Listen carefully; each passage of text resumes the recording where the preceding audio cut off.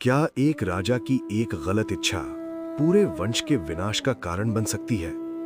राजा ययाति, जिन्हें सब कुछ मिला, लेकिन इंद्रिय भोग की लालसा ने उन्हें इतना अंधा कर दिया कि उनका पूरा वंश संकट में आ गया। अगर उस समय एक पुत्र त्याग ना करता तो शायद इतिहास ही बदल जाता। आखिर क्या था वो निर्णय और कैसे बचा पुरु वंश? जानिए इस चौंकाने वाले अंत में। श्रीमद् भागवत स्कंद 1 के आखिरी अध्याय में हम जानेंगे कि राजा ययाति का असली चरित्र परिवर्तन, पुत्र पुरु का अद्भुत त्याग और कैसे श्रीमद् भागवत स्कंद 1 का ये अंतिम अध्याय हमें सिखाता है कि काम और क्रोध पर विजय कैसे पाई जाए। साथ ही ये भी जानेंगे कि कैसे इस कथा से भगवान विष्णु के अवतार का एक गहरा संबंध जुड़ता है। तो इस अंतिम और सबसे महत्वपूर्ण अध्याय को बिल्कुल मिस मत कीजिए। नमस्कार दोस्तों, तो चलते हैं इस आखिरी अध्याय की मुख्य विषय ओर। राजा ययाति को उनके गुरु शुक्राचार्य ने शाप दिया था कि वे अकाल वृद्ध हो जाएंगे। कारण था देवयानी और शर्मिष्ठा के बीच विवाद और ययाति का अनुचित निर्णय। वृद्ध होने के बाद ययाति ने अपने पुत्रों से कहा, क्या कोई अपनी जवानी मुझे देगा?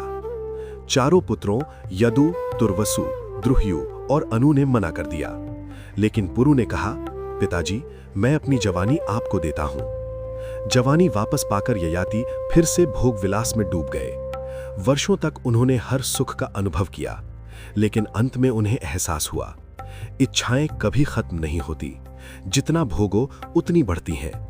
ययाति कहते हैं, काम वासना अग्नि की तरह है, घी डालो तो और भड़कती है। जब ययाति को सत्य का ज्ञान हुआ तो उन्होंने अपने पुत्रों को फिर बुलाया। उन्हें समझ आया कि सच्चा उत्तराधिकारी वही है जो धर्म और त्याग को समझता है। यहाँ पुरु का त्याग सबसे महान बन जाता है। ययाति ने पुरु को अपना उत्तराधिकारी घोषित किया और पूरा राज्य सौंप दिया। ये सिर्फ राज्य देना नहीं था, ये धर्म और योग्य नेतृत्व को सौंपना था। इसके बाद ययाति हिमालय की ओर प्रस्थान करते हैं तपस्या के लिए। हिमालय में ययाति तपस्या करते हैं, वेदों और उपनिषदों का अध्ययन करते हैं। अब उन्हें समझ आता है कि सच्चा सुख इंद्रिय भोग में नहीं, बल्कि त्याग और भक्ति में है।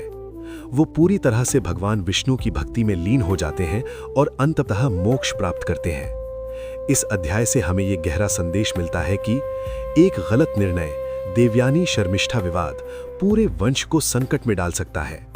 इंद्रिय भोग कभी संतोष नहीं देता। पुरु जैसा त्याग ही सच्चा धर्म है। माता पिता और धर्म के लिए किया गया बलिदान अमर हो जाता है। काम, क्रोध और लोभ ये जीवन को भटकाते हैं। भगवान का भजन और त्याग ही मोक्ष का मार्ग है। यही पुरु वंश आगे चलकर महान वंश बनता है और इसी वंश में आगे चलकर भगवान श्री कृष्ण के अवतार की पृष्ठभूमि तैयार होती है। तो दोस्तों, आज श्रीमद् भागवत स्कंद 1 की हमारी 19 भागों की ये दिव्य यात्रा यही पूर्ण होती है। हमने सृष्टि की उत्पत्ति से लेकर ययाति और पुरु तक की अद्भुत कथाएं देखी और हर कथा ने हमें जीवन जीने का एक नया दृष्टिकोण दिया।